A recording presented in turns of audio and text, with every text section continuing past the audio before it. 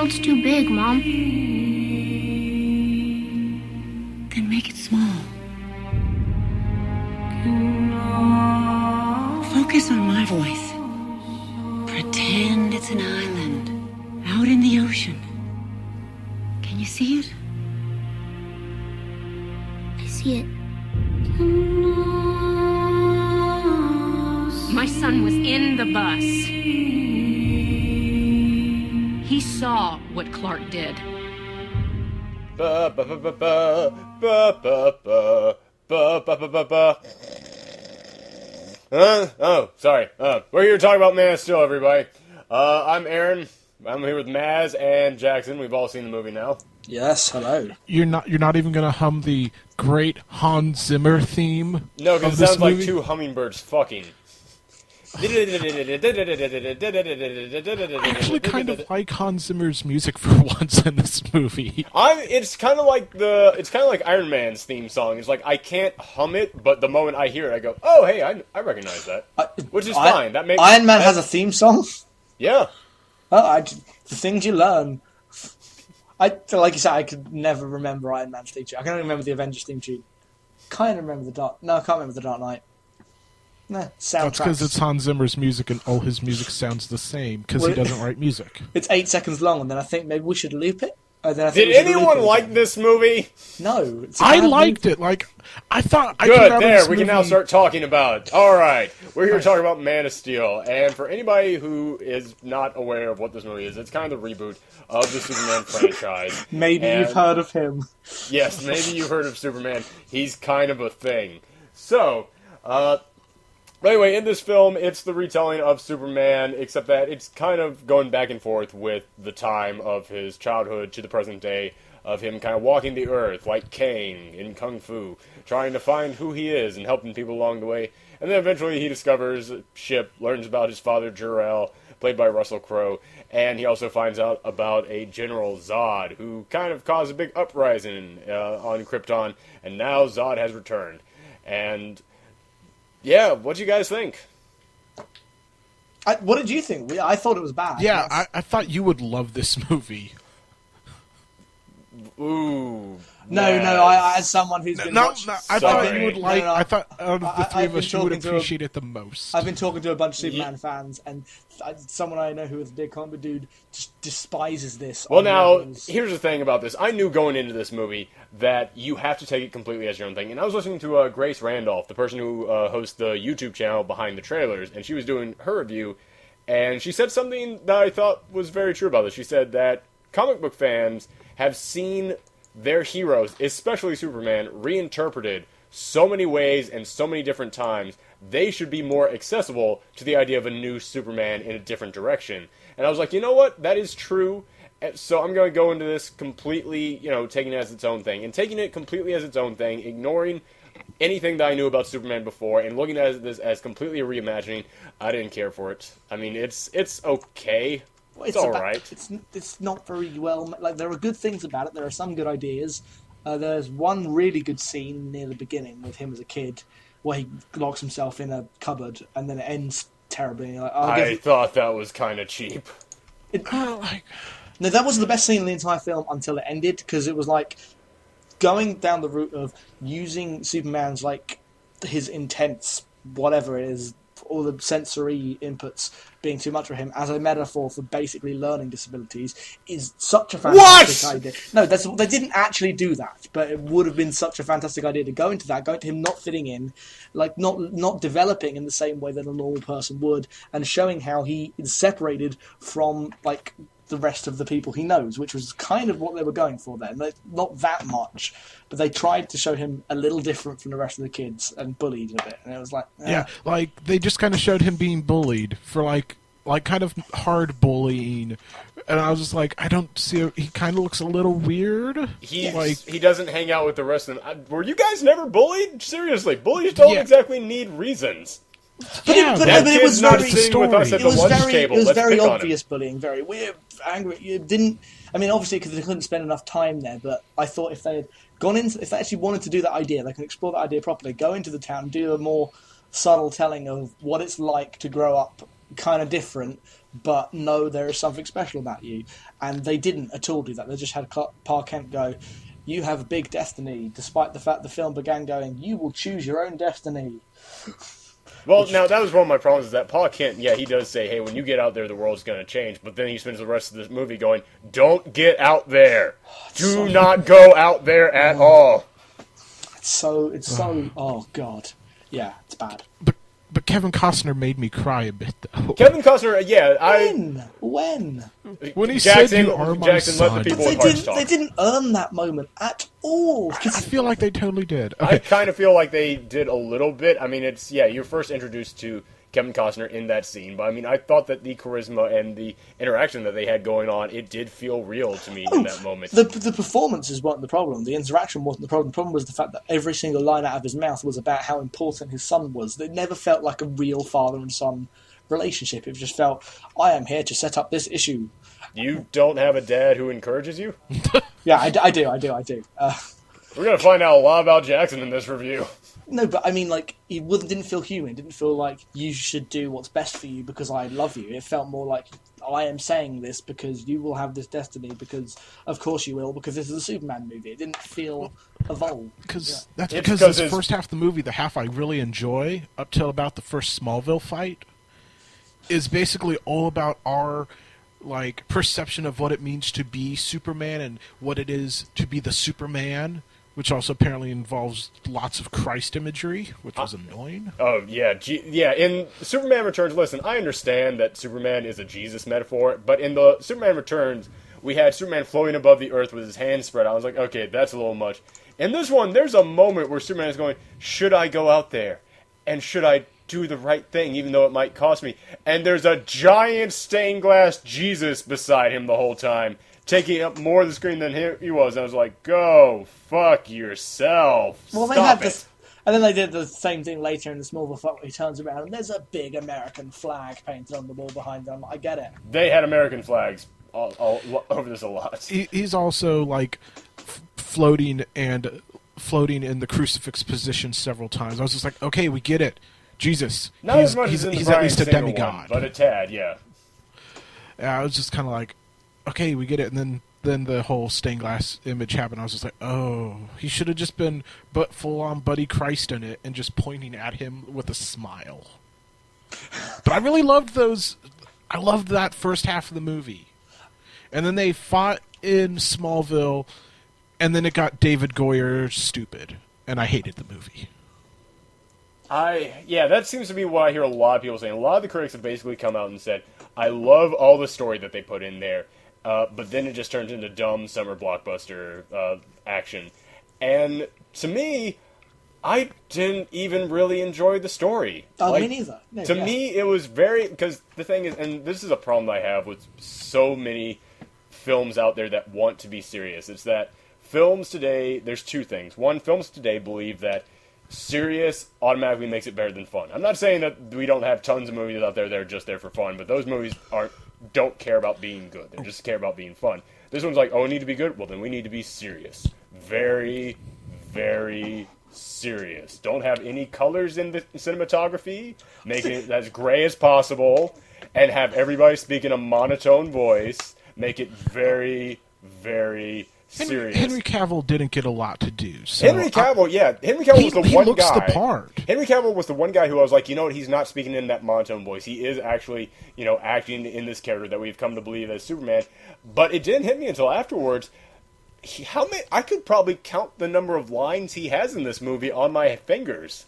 I mean, he barely talks in this movie. Well, yeah, they were going for the whole reserved, kind of detached person, but it didn't flow. They didn't do anything with it. It wasn't a central idea which they build upon. They just kind of peppered it in there to no end. Like, there wasn't any climax or payoff to any of the ideas. Like, there were some good ideas, but in terms of storytelling, it just felt completely flat. Yeah. But yeah, and I was going to say, like, not only is it this whole idea that serious automatically means, it's better. Serious automatically means being dark, being, solemn, being very serious. But it's also this idea that serious automatically is better than fun. And that was kind of my problem with this. Is like, I have no problem with them wanting to do a more serious Superman or do a more realistic Superman. But it was about 2 hours into the movie, like there was only half an hour of the film left, and all of a sudden it hit me. I have not had fun at all during this. This is a summer blockbuster Superman movie, and I am just sitting here bored. You didn't have fun during that Smallville fight? I love that Smallville fight. At the beginning of it, I was like, oh, thank God something's happening. I mean, there were some laughs in it, but only because, for some reason, me and the three people there, every time that IHOP came on screen, found it hilarious. That Yeah, Smallville you fight want to scene write was about great. you want to write about the Avengers, write about how product placement compared to in that fight versus this one is very different. I think it kind of... IHOP. Oh, it's Yeah, so bad. but on the serious is automatically better tip, I recommend everyone Google vulgar Arturism and the Village Voice. There's a nice editorial posted there that is basically saying we should treat Justin Lin as an equal auteur, and like this idea that auteurs should only be considered the greatest working filmmakers and stuff, and that we need to broaden the sense. Is I can get behind that because the Fast and Furious franchise is the greatest franchise of the new millennium. Think about it. Oh no, I've seen that argument as well, and someone brought up the Fast and Furious movies in relation to Man of Steel, and that if you like the Fast and Furious movies, why don't you like Man of Steel? Do you just not like? Do you just hate things? That's completely different. Exactly. Those Yeah. are apples and kryptonite. Those are not even remotely close to the same Well, thing. I think his point was that they're both kind of disposable, ultimately, movies that perhaps you could enjoy. But the thing he misses out on, and the Fast and Furious movies are building block simplicity in this happens, this happens, this happens, and they don't complicate anything. Whereas Man of Steel complicated a plot that was non-existent in the first place, so you couldn't even get into it. All the bloody Lois Lane, she didn't have a character beside I really like Superman, I want to find Superman. That to me was a huge misstep on their part. Yeah. It's like I saw people. This is the weird thing about this movie. Normally, whenever the critics are harsh on a superhero film, the public it kind of feels the same. In this case, the public is loving this, and I saw people like feminists I follow on Twitter going, "This movie might as well be called Lois Lane Kicks Ass for 2.5 hours." I was like, what fucking movie did you see? Lois Lane's entire character in this movie is the story behind Superman. She doesn't have a personality at all in this movie, other than That would I'm have going been to find such a out about great Superman. framing device for this movie, too. Yeah, that's the other way to do it. You just do, we're starting with Lois Lane, and it's all Lois Lane finding him. Either you go properly into his backstory, or you just go make Lois Lane the main character. Or this could have been Aaron, a Superman movie. That's also an option. No, the first one was the way you do this, because I don't think I think they could have had more heart and more like laugh in the father-son relationship to make it feel more human. But I don't think a serious Superman movie is necessarily bad. I think a lot of the complaints of this is too serious, this is too dry. Oh, I'm not. Yeah, Oh, I'm yeah, not, no. exactly. I'm not saying that you can't have a serious Superman movie. I'm totally fine with that. But what I'm saying is, Seven, a movie about a psycho serial killer, has more laughs in it than this movie. This is how dry this film is. And that's nothing to do with serious. That's just to do with boring. Yeah, exactly. This is the thing, is that, I'm not trying to make it seem like I just don't want a serious film. When you look at, all the films that we reviewed for the Oscars that were nominated last year, all of them are serious. All of them. And I loved all except for like two of them. I loved them. But the thing is, it's because each of them take you on a ride with the story and with the drama and with the tension. In this, all the drama and all the tension were always at the same level. Like, it never changed for me. Like, yeah, there's a flashback with him and Pa Kent, and I was like, oh, hey, there we go. And then the flashback ended, and I was like, okay, back to this. Or, at the beginning I was really I was like thinking, on Krypton. The entire Krypton Krypton, looked awesome. The entire Krypton piece, I was like, holy crap, this is pretty good, and I'm feeling really emotional right now between Jor-El and Laura-El saying goodbye to their son. Like, I was getting really emotional with that. I'm surprised at that, because I really didn't like the opening sequence. I'm not surprised by that. Anyway. That scene kind of got to me. I was just kind of like, oh man, this is like their child. Yeah. I was like, congratulations. And people very often kind of skim over how hard it was for them to get rid of their challenge. Like, yeah, this is really touching. If that opening sequence was all that, then yeah, I'd have been down. But then the Zod stuff, there was a sequence. The Zod of stuff, Codex, wasn't that cool. Just so much stuff piled in there rather than keeping it focused. The clearly David Goyer-ass stuff ruins this movie. What is the clearly David Goyer-ass The stuff? Codex, the World Machine, the entire Transformers 3 third act. Yep. Like, Goyer is good for a story credit and idea, and then you give it to Christopher Nolan and Jonathan to write dialogue and stuff and kind of make it less stupid. Like, Christopher Nolan, his movies have a lot of plot holes, but he can sell them. Well, it's because they're the same tone. Like, this is kind of my problem. I mean, yeah, this movie almost seems to me like, I think Zack Snyder did a good job with what he was given, but it seemed like Zack Snyder, a guy who makes movies about big people punching one another, was told, you gotta make this serious, and went, okay, and he went on Google and typed in serious movie, and Tree of Life popped up, and went, okay, I'm gonna watch that 20 times. And Dude, that was the movie. That was some Malick-ass cinematography. So Malick-y. Like, I feel like next movie he should just be handling the cinematography, because the way this movie is shot, I enjoyed it. His direction, not so much. I don't know about the cinematography, because to me, cinematography also includes lighting. Like I said, holy crap, everything is gray in this. Gray. And this is a guy whose power comes from the sun. I'm sorry, it's the wrong tone for Superman. I mean, Superman keeps going, this means S. You mean that, this means hope. You mean that thing on your chest that's the same color as everything else on your chest? I can't see something there. This... Well, the issue there is that clearly what they intended to do was use this grey, dark kind of story to build up to the eventual ending where it's meant to be really hopeful and you finally overcome that, which is a very good idea, but they didn't Except do the ending is all. grey, too. Yeah, exactly. Don't get me wrong. You could have done that. But that's not it. What they did is they went, this is supposed to be serious, so that means gray. Gray.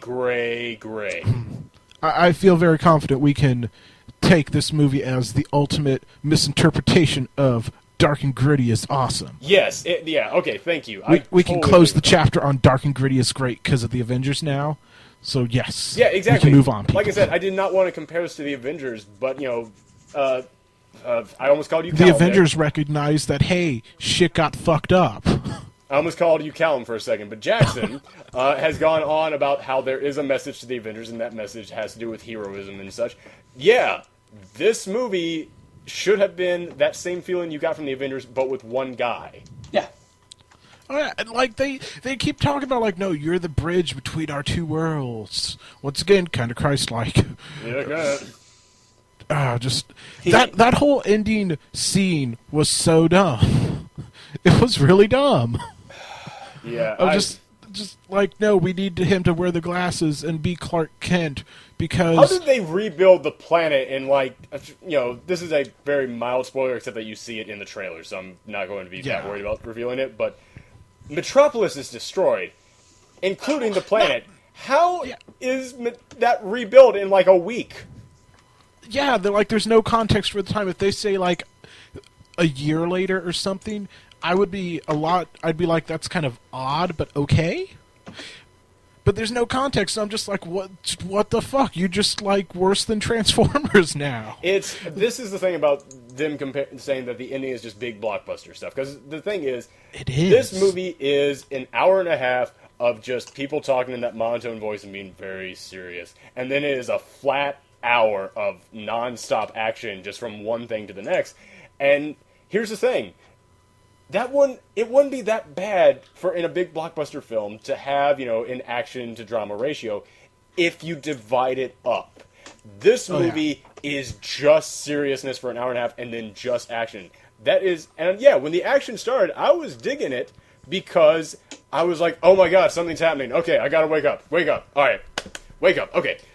And they dragged the action out, so long. So long. It's so dumb, because when you're spend an hour and a half building up the action, surely the action should be more just one-sided. Impactful. Superman wins because it should be like the Avengers. Like I said, it's not will they win, it's he has finally decided to fight for Earth or whatever. That should be the victory. Yeah, I would cut a good 30 minutes from this movie. Easily. An hour. Yeah. Nah, easily. you know what? If we cut like where the like contemplative stuff and the Transformers 3 stuff and put them into separate movies, I feel like it'd be a lot better. I kind of accept, I feel that it could be spliced together, but it's weird. I'm fine with you having a lot of action at the end of the movie, as long as you give us little bits of it in front. But it seemed to me like that hour and a half that is so much drama should have been the first 10 minutes of this movie. I mean that completely honestly. At the 10-minute mark, he's got the cape on, he's Superman. In the last half hour of the movie, that's when it's like, now shit is on. Also, just the whole retelling of the origin stuff, I know it feels presumptive in a way that isn't good for international audiences. But even then, the whole like we all know Superman's origin story. Well, it wasn't for Inherently. it wasn't for international audiences. It was for Justice League. They were trying to say this is where our stuff begins, and also because they want to merge this kind of with the I almost said Scott Snyder, but he's a comic book writer, with the Christopher Nolan Batman movies. So they went, well, let's make Superman a lot more Batman, and a lot more, let's make it believable that he could be in the Batman world. And, yeah, I can believe this Superman in the Christopher Nolan Batman universe, but it's a bad idea. You should not be doing that, because if you're trying to make a Justice League movie based off the Christopher Nolan Batman films, yeah, I can believe Superman, an alien, crash lands on Earth, learns about his powers. There. That's it. I can understand that. How the hell are you going to get Wonder Woman, an actual Greek goddess, into the Christopher Nolan world? How are you going to get intergalactic space cops with magic rings into the Christopher Nolan world? I think, I don't know if I said this in the podcast or not, but you basically just realize that Bruce Wayne is retired, and then he sees Man of Steel happen, is like, I got to go protect my city. Aliens are attacking.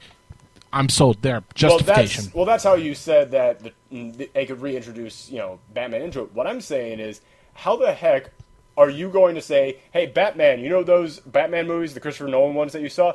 Guess what? There are Greek gods in that same world. That doesn't fit at all in the tone. You need to realize... They'll Thor it. The Greek gods are actually sci-fi. By the way, go back to Thor and watch it. Yeah, they come up with a reason why gods can exist in our world. Does it look like a realistic world? Does it look like that kind of explanation still fits in the same tone? No, the Marvel Universe was smart and took a I just don't give a fuck attitude. No, it went they're superheroes, for crying out loud attitude. Let's stop comparing this. Let's go back to just talking about the actual movie. At no point in Thor did anyone go, hang on, if these guys are alive now, why is there a book of them as kids? I want to talk some General Zod. Yeah, let's talk about Zod a little bit. I really kind of enjoyed Michael Shannon for the little he got to do. It's one of my least favorite Michael Shannon performances. I thought he was okay. I thought he wasn't able to do weird. Yeah, that's the thing, is that he wasn't given anything good. It's like, what's the quotable Michael Shannon line in this? Heresy! That's all I got. Also, the "I'm talking to a ghost, we're both ghosts" Zod line. I love that. Yeah, but that's a Russell between Crowe him and line. Jor-El. Yeah, that's an alright scene. Yeah. Yeah. But so I think that he's fine. But when they try and introduce all of his little minions, it's like Feora was cool. She was, but I thought they tried way too hard to fit so much into the little bit that we get of her. She should have been there more throughout the whole thing, I felt. Can we talk about the spoiler stuff? Just give a spoiler warning, because I want to get y'all's take on it. Yeah, I think we covered the non-spoiler stuff. We're already at 20 minutes, so we should probably... Okay, spoilers Spoiler now. for Deal the with next it. 5 minutes, I guess, and then we'll get back. Well, then we'll probably be done. Okay, Well, we still gotta come back and give our rating. Yes. Superman killing Zod. I bought it. It's not a big deal. Why is everyone complaining? The reason everyone's complaining, they think it's because it's you don't do that in a Superman movie, which fair enough. But the reason it failed is because they never set up for this personal Superman that was such a big deal to him, especially coming after the most wanton destruction in the history of ever, and he just sucked everyone into a black hole. like, you need consistency. You can't have a Superman be sad about having to kill Zod to save one family when he had killed thousands of people just before. And that's Well, he was sad for 10 seconds, and then it cuts to him a month later. cuts to him. Oh, that's He does the same scream when Pa Kent dies, which another moment that made me cry a little bit because Kevin Costner. That was the moment where I was like, okay, legends. yeah, I actually felt something during that. But my problem with it is this, and like I said, ignoring the fact that that's something that Superman doesn't do, ignoring that and going to this totally as its own thing, they still spend the rest of the movie setting up Superman as a guy who's like, no, he finds ways to save people. He is all about this. And then at the end, and I'm about hope. And then at the end, it's like, well, fuck all those lessons I just told. Neck break. Well, he didn't really have a choice, which is why I bought it. It was a last resort kind of thing. I just think that works. It could have been better established. It works better He had a choice. He could have just gone, hey, I'm holding him in this one spot. Run, guys. I just think that kind of thinking is also kind of like the reason I hate Superman a bit is that he can do anything, so there's no like great moral quandary. No, saying he can do anything would be like saying I will reverse time so that this family lives again. What I'm saying is I've got him in a chokehold and he can't He did that move. in Superman 1. Yeah, that's what I was saying. Oh, okay. That's saying. Okay. What I'm saying I is still that need to in see this the Richard movie, Donners. he's got him in a headlock. He cannot move his head. It's coming an inch at a minute towards them. Where does Superman just not go, hey guys, there's a big space you can run out there. Just do that. I just didn't believe... It was a half Nelson, really. It was like He could not move his head. Real world logic and movie logic aren't always the same things to me. So in the movie's logic, I can understand why they were scared and didn't move. Because holy shit, eye lasers. Well, I can understand them not moving, but I can also understand if Superman is about to be is supposed to be about hope. Which, yeah, you see that throughout this movie of the people who are like, oh, I didn't trust him, but now I do because I see how great he is up there. Which, yeah, that's kind of what Superman's supposed to do. He's supposed to admit hope. The idea that he then, could not then help these people at all is just going, well, then fuck the lessons you set up throughout the rest of this movie. But you can also look at it the other way. You can look at him having a worry about this after he's just sent a billion people through a black hole to be fuck the lessons, because it's like, no, save the people, goddammit. General Zod has killed billions in the last 5 minutes, and you just sent all these people into some death black hole, including some sacrifices from the guy from the West Wing and the guy from SVU. Yeah. I love how Christopher Maloney was there just to be like, a meaningful death is its own reward. Which, isn't that a Metal Gear Solid reference? This guy is writing the Metal Gear Solid movie. God, okay, anyway, I buy it because it should affect him, but I think that I feel like they should have killed him, though, killed Zod right after he is like holding the ashes and he's just like, all I have ever done is for the betterment of my people, which is true. And then he does some sort of like, I'm going to kill you all, and Superman comes in and kills him quickly. Not this extended, stupid fight scene. I just thought he was going to kill himself, Last of the Time Lord style. That would have been great also. Like I say, Last of the Time Lord style. That's been done. It's basically the exact thing of the Master in Doctor Who, where the two people end the race. One's like, look, come on, stop being a dick. And the other one's just like, no, I'm going to kill myself now, kapop. Yeah, it was weird. It wasn't good. Like I'm saying, they're trying to set up a lesson. They were trying to go for that lesson of hope in this. I mean, to have Superman there at the end just go, oh, I actually can't do anything. It was like, well, then what was the point of the rest of this movie? Just I don't see how. I the other way, murdering Zod. Just kill him. Just get this over with. End this movie already. Well, yeah, exactly. You stop caring, but it's like, what they should have done is the reason why General Zod doesn't get sucked into the Phantom Zone, and I got a minute left before everybody tunes back in, so I'm going to try and get this in. The reason he doesn't get sucked in is because Superman knocks his ship off course, so it isn't sucked in. They should have had so that as soon as the rest of the ship goes in, Jor-El pops back up because that virus that was uploaded is no longer in effect. So he's now in Zod's ship, which is also still powered by the Phantom Zone projector. He comes in, says, son, come with me. Son, come with me. He sends out a signal to him through the rest of the metropolis. Superman pushes Zod into that thing. He's sucking it in, and all that's left of the ship is that big black hole and the hologram of his dad standing there, Jor-El, beckoning him on, just like Pa Kent during the tornado. and he has to fight off Zod until Zod is finally sucked in. Superman fights against against the black hole, and then his last image is Jor-El giving him the head nod and smile as he's sucked away, just like his old dad. That would have been more Russell Crowe, which was probably the best part of this movie, so I'm okay with it. There you go. All right, and 5 minutes is up. No more spoilers. All right, I will start off with the scores and just say that, you know, it was just so much of blandness to me throughout that first hour and a half. And yeah, I did get picked up as soon as the action started, but then there was just so much action just happening that it just got dull to me again. And the thing is that during the Zod fight at the end, I gotta admit, that's well choreographed, big superhero flying around fighting. I thought that the scale of it was great, and I thought it was being thrown all in that, you know, it is well choreographed, which we don't see well choreographed big action scenes that often.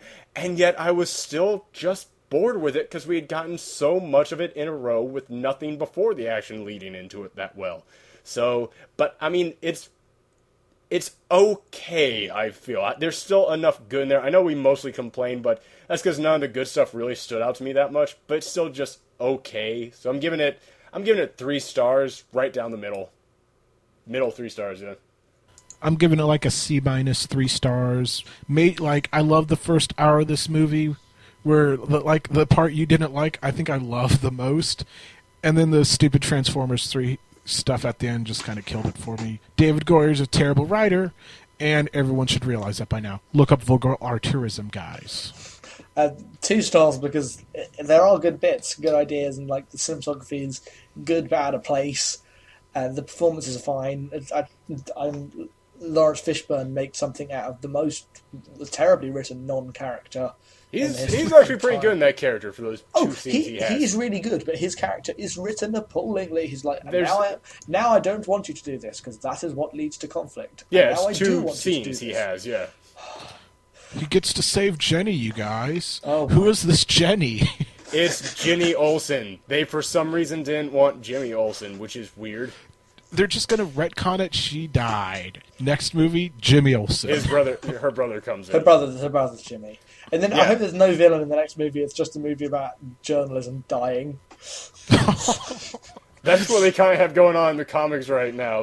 The Daily Planet is just a WordPress blog. The Daily Planet got bought out by Fox News, and Why does he like? I need to be someone with my ear to the ground, so I'm going to buy a mobile phone and sign up for Twitter. Hashtag it's like, Superman. yeah, seriously, don't you have super hearing?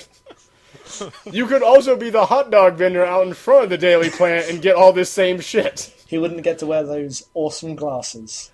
Yeah, seriously. And we don't get Welcome to the Planet puns. Oh, God, there were some people like, oh, she totally doesn't recognize him. I'm like, shut up, you're stupid. Yeah, seriously, before we go, last question. Does he still have a secret identity? Because there's a moment where Lois Lane goes running up and goes, Clark! And there's a cop standing right behind him. And are you mean to tell me that that cop is not going to instantly go, holy shit, that's Clark Kent? I grew up right next to that kid in Kansas. Beep, beep, beep, on Twitter. He saved me from a bus that one time. Hashtag YOLO, I know who Superman is. This Zod guy's so lame. LOL. My father believed that if the world found out who I really was, they'd reject me. He was convinced that the world wasn't ready. What do you think?